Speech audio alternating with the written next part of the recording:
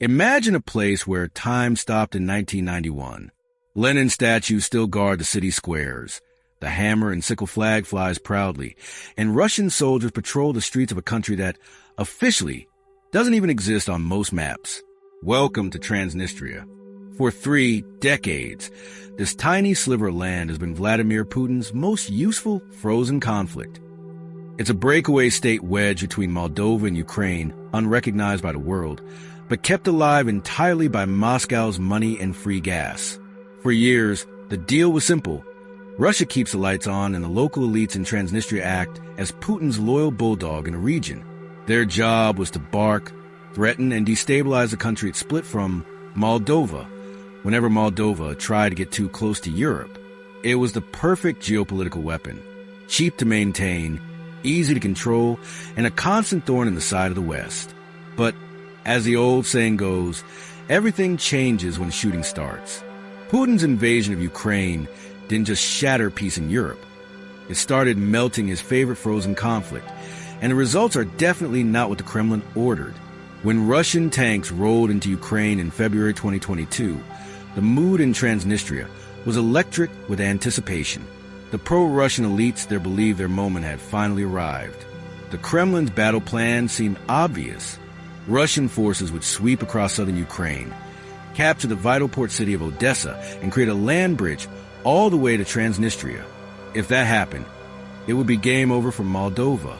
Transnistria would go from being an isolated outpost to a vital launching pad for a second front.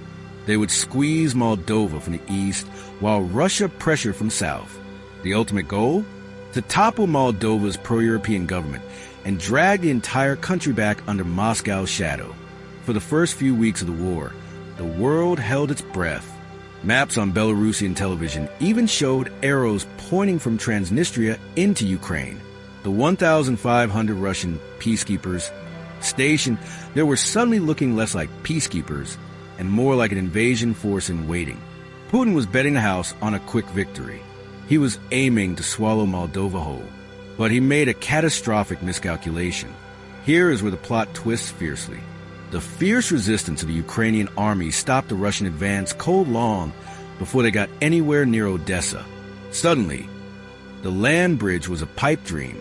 And just like that, Transnistria's greatest strength, its location, became its ultimate weakness. Look at a map. Transnistria is landlocked. It has only 2 borders. To the east is Ukraine. To the west is Moldova. Immediately after the invasion, Ukraine, understandably, sealed its border with Transnistria tight. They blew up the railway bridge connecting them and fortified the frontier, terrified of an attack from the rear. Overnight, Transnistria was cut off from its master. Russian supply planes couldn't fly over hostile Ukrainian airspace. Russian trucks couldn't drive through Ukrainian territory. The flow of cash, goods, and easy access to Moscow ground to a halt. The little Soviet ghost state was trapped on an island surrounded by people who hated its sponsor.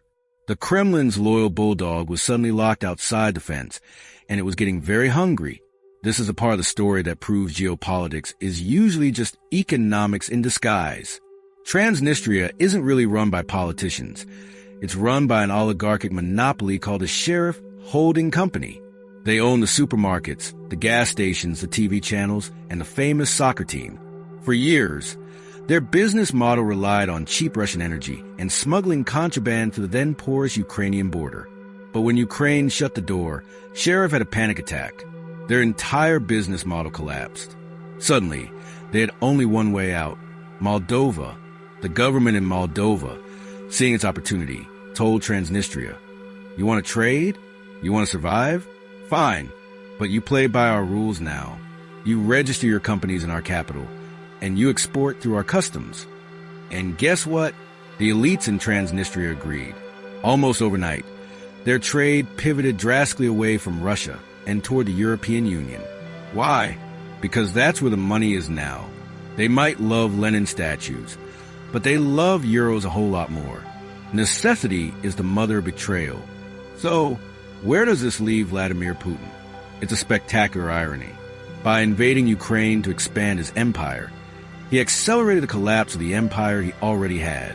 Putin wanted to use Transnistria as a lever to break Moldova.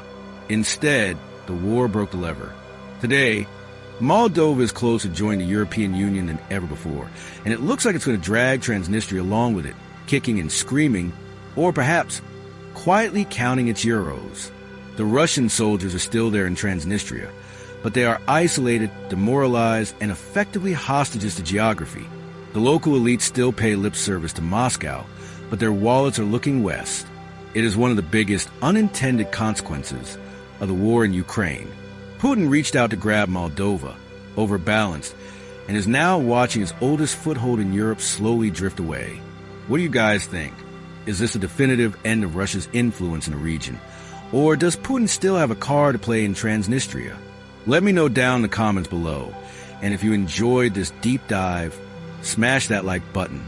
Thanks for watching.